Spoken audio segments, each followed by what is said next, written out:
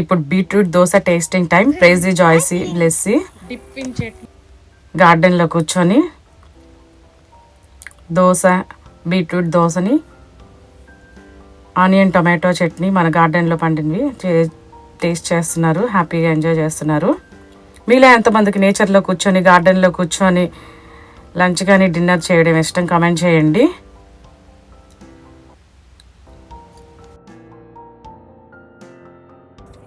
I liked it more than faster than yours. I liked it faster. I finished it. Then it's good. It's good. It's good. It's good. It's good. It's good. It's good. It's good. It's good. It's good. It's good. It's good. It's good.